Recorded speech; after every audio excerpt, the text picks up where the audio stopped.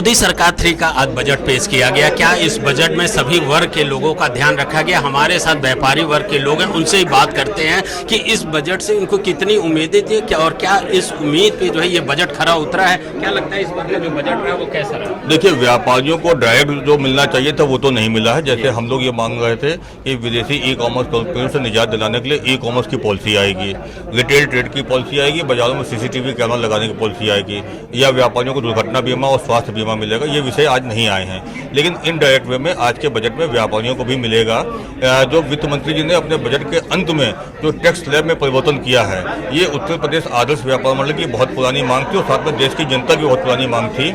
आज उन्होंने tax slab में 0, 5, 10, 15, 20, 30% का उन्होंने परिवर्तन लाए हैं। इस स्लैब की बहुत आवश्यकता थी। इससे क्या होगा कि देश की जनता कागजों में अमीर बनेगी, लोगों की परचेसिंग कैपेसिटी बढ़ेगी। परचेसिंग कैपेसिटी बढ़ने से प्रोडक्ट की डिमांड बढ़ेगी, प्रोडक्ट की डिमांड बढ़ने से उद्योग को भी फायदा मिलेगा और व्यापार को भी फायदा मिलेगा, गवर्नमेंट को जीएसटी का फायदा मिलेगा। और मुझे लगता है कि जो 6 करोड़ लोग अभी इनकम टैक्स दे रहे हैं, ये नेक्स्ट फाइनेंशियल ईयर में कम से कम 10 करोड़ हो जाएंगे, क्योंकि लोग टैक्स देना चाहते हैं, लेकिन गवर्नमेंट की जो रेट्स थे वो बहुत ज़्यादा थे, तो उसकी वजह से चीज़ें नहीं हो रही थी। इसका लाभ अब सबको मिलेगा। नहीं, आपको ये नहीं लगता जो नौकरी पेशा लोग हैं उनको 3 लाख तक जो है कोई नहीं देना और 3 से 5 के बीच में 5% देना है? लगता है ये तो पिछली बार भी यही। नहीं, पिछली बार 7 लाख तक का उन्होंने दिया था, लेकिन उसमें 80C की छूट भी नहीं थी। और उसमें अगर 7 लाख से ऊपर इनकम दिखाते थे तो 26,000 रुपये पहले प्राइमरी में एंट्री में आपको देने पड़ते थे, उसके बाद उसका फायदा ले पाते थे। अब आपको 3 तक का तो कुछ नहीं देना है, 3 से 7 तक में आपको केवल 5% देना है। यानी कि 3 से 7 में 4 लाख पे आप 5% देंगे तो 20,000 में आपका काम चल जाएगा। जो पिछली बार 30-35,000 देने पड़ते वो 26,000 में 20,000 में आपका काम हो जाएगा। साथ ही साथ आप उसके ज़्यादा के स्लैब में भी जा सकते हैं। क्या इस बार के बजट से आपको लगता है कि जो व्यापार है उसमें इजाफा हो पाएगा, क्योंकि कस्टम ड्यूटी में भी देखिए, गोल्ड में उन्होंने कस्टम ड्यूटी हटाई है और सिल्वर में हटाई है। गोल्ड में स्मगलिंग के चांसेस रहते थे, तो मुझे लगता है कि वो स्मगलिंग कम होगी। स्मगलिंग कम होने से जो भारत का घरेलू स्वर्ण का व्यापार है इसको बढ़ावा मिलेगा और जो सोने के दाम है वो कहीं ना कहीं कम होंगे, क्योंकि आपने देखा सोना 75,000 तक का पहुंच गया। तो सोने के दाम कम होने से बाकी वस्तुओं पर भी उसका फर्क पड़ेगा और विदेशी मुद्रा का भी फर्क पड़ेगा।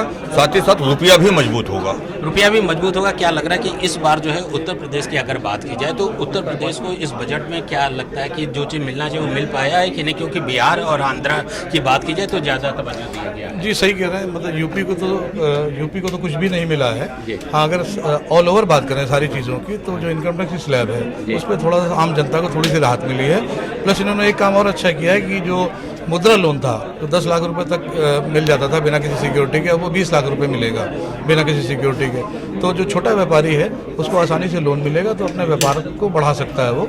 जब व्यापार बढ़ेगा तो कहीं ना कहीं एम्प्लॉयज़ भी रखेगा, एम्प्लॉयज़ की भी रोज़गार मिलेगा उनको, उनके भी घर चलेंगे। तो कुल मिला के सारे लोग एक दूसरे से कहीं ना कहीं कनेक्टेड हैं, तो कुछ राहत है, पहले से तो काफ़ी राहत है। पहले से काफ़ी ज़्यादा राहत। क्या लग रहा है कि इस बजट में अगर रोजगार की बात की जाए, क्योंकि अब ये कहा जा सकता है कि आप लोगों के जो बच्चे हैं वो बड़े हो रहे हैं और रोजगार की बात की जाए, क्योंकि रोजगार एक बहुत बड़ा मुद्दा है, क्या लगता है इस बजट में रोजगार सृजित हो रहा है कि? देखिए, निश्चित रूप से रोजगार का जो इन्होंने एक बनाया है कि 500 कंपनियां जो मल्टीनेशनल कंपनियां हैं उनको इन्होंने कहा है कि आपको 1 करोड़ युवाओं को इंटर्नशिप करानी पड़ेगी। तो इंटर्नशिप करने का मतलब ये होता है कि वो अपने कार्य जो उन्होंने पढ़ाई की है उसमें उनको ट्रेन करना, और जब वो ट्रेन होंगे मल्टीनेशनल कंपनियों में आगे उनका भविष्य अच्छा होगा, उनको रोजगार मिलेगा। तो रोजगार पे उनका काम अच्छा है। साथ ही साथ उन्होंने एजुकेशन पे भी छूट दी हुई है, एजुकेशन लोन पे भी उन्होंने काम किया है।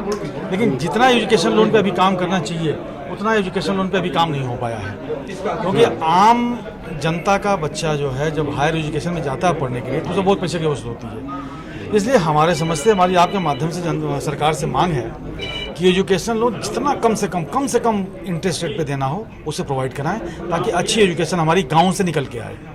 शहरों में लोग सक्षम हैं पैसा खर्च करने में, गांव के लोग आज भी सक्षम नहीं है। तो हमारा एजुकेशन लोन कम से कम इंटरेस्ट रेट पे होगा तो हमारे युवा और आगे बढ़ के आएंगे।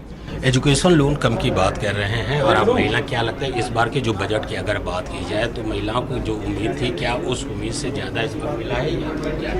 नहीं, एजुकेशन लोन पे तो कोई बहुत ज़्यादा राहत नहीं है। और रही बात महिलाओं की, तो महिलाओं के लिए जो राहत भरी खबर है वो ये है कि कहीं ना कहीं स्टार्टअप्स नए दे रहे हैं, नए स्टार्टअप्स दे रहे हैं, जॉब अपॉर्चुनिटी दे रहे हैं। और दूसरी जो महिलाओं के लिए राहत भरी खबर है, सोना चांदी और ये सबसे मतलब लाइक इस पे टैक्सेस का रिबेट किया। हाँ तो ठीक है ना, टैक्स रिबेट भी सही है। जो मिडिल क्लास के बिजनेस फैमिली है उनके लिए टैक्स रिबेट भी है, पहले से चेंजेस आए हैं उसमें भी। क्या लगता है कि इस बार के अगर बजट की बात की जाए कि जिस तरह से जो महंगाई थी वो काफ़ी ज़्यादा थी, अगर तिलहन की बात की जाए, दाल तिलहन की या फिर अन्य चीज़ों की बात की जाए तो काफ़ी ज़्यादा, तो इस बार के बजट के बाद क्या की उम्मीदें हैं कि आने वाले समय में कुछ नहीं तो जो देखिए महंगाई की अगर बात करेंगे तो जो इनिशियल घर की जो हमारी ज़रूरत की चीज़ें हैं उसमें तो हमें कोई बहुत ज़्यादा राहत नहीं है। जैसे सोना, चांदी, मोबाइल, ये सब हमारे शौक़ हैं, बट जो हमारी ज़रूरत की चीज़ें हैं जिनसे हमें महंगाई पे कंट्रोल हो सकता था उसमें तो कोई बहुत ज़्यादा राहत नहीं है। तो क्या माना जाए कि जो बजट है वो मिला जुला बजट है, और अगर 10 में जो है कितने 10 में से 8 10 में से 8 2 अंक क्यों काट रहे हैं? 2 अंक के लिए बहुत सारे पॉइंट्स हैं, क्योंकि सबसे बड़ी चीज़ एजुकेशन वाली है। दूसरी चीज़ें हैं जो वो रिटेल इंडस्ट्री से, जैसे हम लोग हैं तो ई कॉमर्स से हमें जो डाउनफॉल हमारा ई कॉमर्स की वजह से जो हुआ है, तो हमें कहीं ना कहीं लग रहा था कि हमें उसमें कहीं ना कहीं कुछ तो राहत मिलेगी, तो उसमें भी कुछ राहत नहीं है। 2 नंबर इस वजह से भी कटे हैं। तीसरी चीज़ है कि जो हमारी ज़रूरत की चीज़ें हैं, गैस है, सिलेंडर है, उसमें दूध है, उसमें कहीं से कोई मतलब अभी फ़िलहाल राहत दिखती नहीं नज़र आ रही है। तो ये 2 नंबर उसी वजह से हैं, और बाकी का यूथ के लिए काफ़ी कुछ है, किसानों के लिए काफ़ी कुछ है, तो काफ़ी कुछ अच्छा भी है इस बजट में। तो ठीक है, ये कहा जा सकता है कि जिस तरह से वित्त मंत्री निर्मला सीतारमण ने 7वीं बार बजट पेश किया है, और इस बजट से लोगों को काफ़ी ज़्यादा उम्मीदें भी थी, और इस बजट से जो उम्मीदें थी जनता को, उसमें काफ़ी हद तक ये कहा जा सकता है कि जो बजट पेश किया गया उससे राहत भी लोगों को मिली है। सहारा समय के लिए लखनऊ से कैमरामैन सत्येंद्र राय के साथ संजीव सिंह।